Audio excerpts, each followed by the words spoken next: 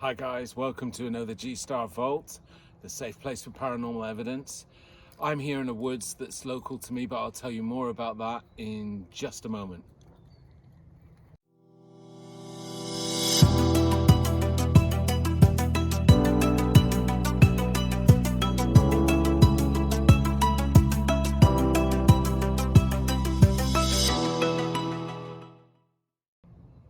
As always, please don't forget to like and subscribe to this video, and please share to help the channel. But most importantly, at the end, let's hear some comments from you guys. That's really important.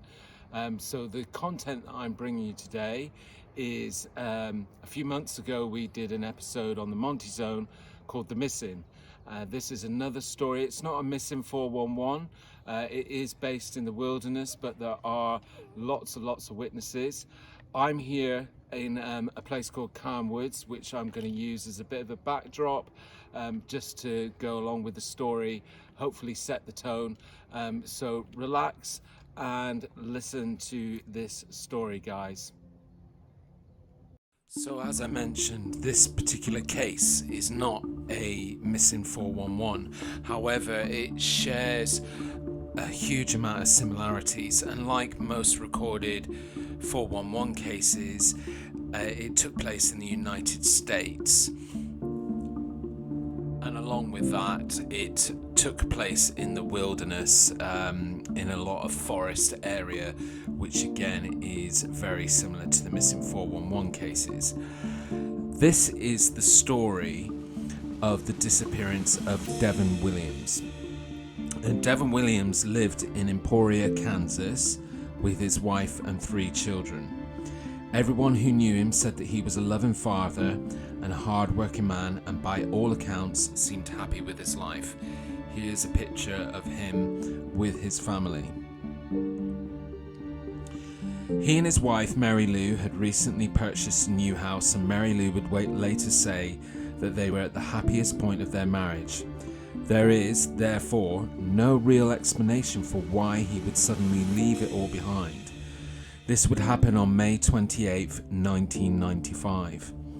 The last scenario in which he would ever be seen alive was bizarre, to say the least. He kissed his family goodbye and then took a truck ride into the unknown.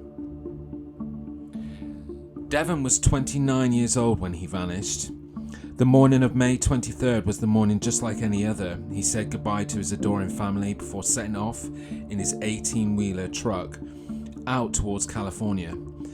Here he was delivering a shipment, and he was to pick up stock of lettuce for a return journey. It was a route that he had taken many times before, and all indications pointed to this just being another drab drive across the country. However, such assumptions could not be further from the truth. He would actually reach his California destination and was able to check in with his boss, that was one Tom Wilson, who would later tell investigators that he couldn't see anything out of the ordinary that would have made him suspect what was coming next. Things first took a turn for the weird on the main freeway in the Buck Springs area off of Interstate 40 in the Chattahoochee National Forest, Georgia, when he suddenly took a turn down an obscure forest road and for some reason started driving up it into the thick woodland. This was not a recognizable shortcut route to anywhere, and it would only lead him deeper into forest areas. Wherever he was going at this point, he certainly wasn't going down his ascribed route. On Saturday evening, that was May 27th, he telephoned the company headquarters one final time, complaining that he was unable to sleep, but saying that he was determined to get back on the road. The next morning would be far stranger than anything the person manning the company phone could have ever imagined. It was May 28th when he reappeared from a bizarre detour, but his reappearance would only pose more questions than his brief time off of radar could have hoped to. One person, Lynn Yarrington, and a group of her fellow campers were enjoying a day of outdoor activities in Tonto National Forest near to Kingman in Arizona. It was shaping up to be a nice day, but this was all shattered when Devin's 10-ton truck came hurtling out of nowhere and smashed through the campground, sending terrified witnesses darting for cover and leading to two campers nearly being run down where they stood. Commenting on the weird trance that Devin seemed to be stuck in, Lynn said that there was no expression on his face at all, and that he didn't even try to slow down as he barreled through the campground, ignoring the two people he nearly killed. The truck didn't stop. It sped off down the narrow campground road out of sight, disappearing into the forest once again. Later that day, Devin's bizarre rampage came to a stop that was just as baffling as his brief off-road excursion. Two hikers came upon his truck, stored in the forest, just near a bordered field, some ways away from where he had last been seen. Devin appeared to be dazed, confused, and barefoot, and as the hikers pondered their newfound predicament, he was obliged to have said to them, "They made me do it. I'm going to jail." After they asked him why he had driven his truck to that spot, Charles Hall, one of the hikers in question, felt as if they had just stumbled onto a hostage situation, a hijacking, kidnapping, whatever, and that perhaps someone in the truck had held a gun to Devin in order to force him to do whatever it was that he was now doing. However, Hall's suspicions of commonplace foul play had doubt cast over them when Devin made no attempt to keep them there or to ask for help, before promptly wandering off into the forest and disappearing from sight. Baffled, the hikers notified the authorities. Devin Williams, a deputy, responded and arrived on scene, already of the suspicion that there was foul play afoot at the scene based on the hikers' testimony. However, he searched inside the truck and found that it was clean and well looked after. There was no sign of a struggle and nothing seemed to be missing, including Devin's briefcase and cargo.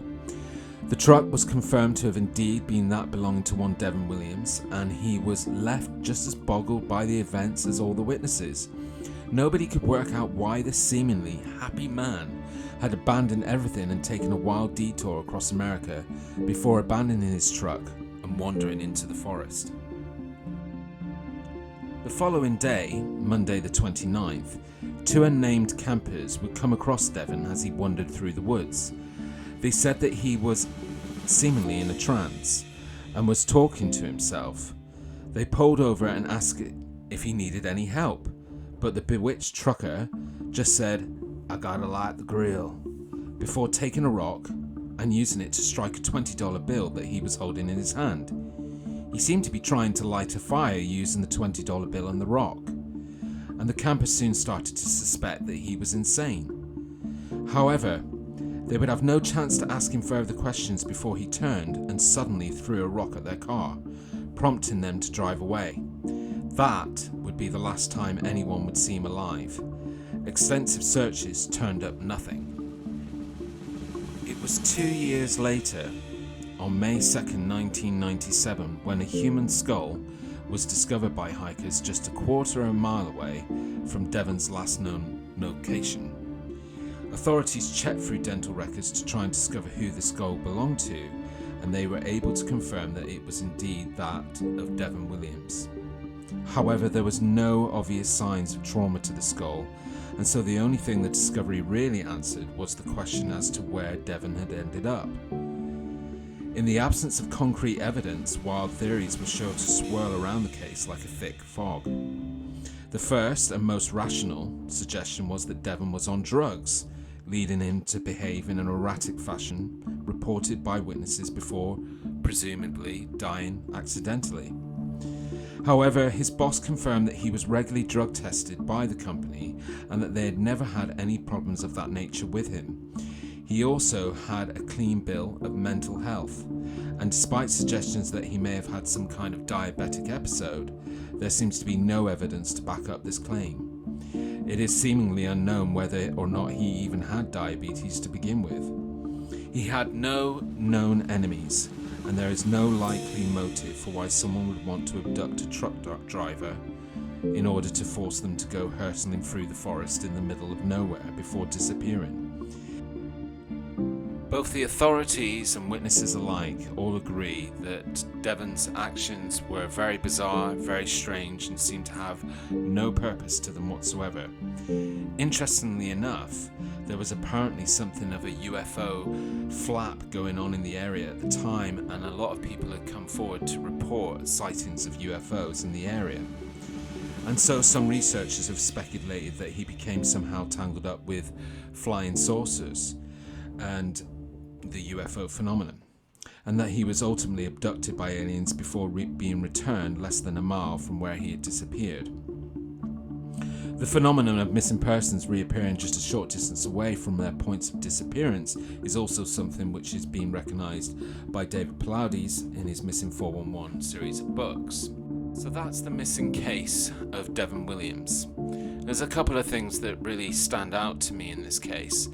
One is the number of witnesses that reported seeing him in a trance and with an expressionless face. Now, that could easily be assigned to drug use and drug abuse. However, the witness sightings were across a span of 48 to 72 hours, and the commonality of them all reporting the same thing seems very strange that the impact or the effect of the drugs would last that long. So that's a very curious part of this case. Also, the fact that his skull was found, but not the rest of his body, and the skull had no signs of trauma. So, however Devin Williams came to an end, it meant that his head was detached from his body. Anyway, what do you guys think?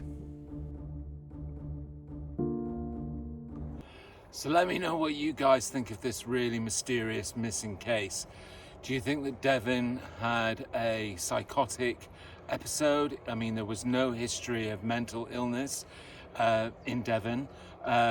Or was it UFOs? As I was saying earlier, there was a spat of UFO sightings at the same time that this incident happened. Or what else was it? Comment, please, let me know what you think, and I'll see you next time on G Star's Vault. See you guys.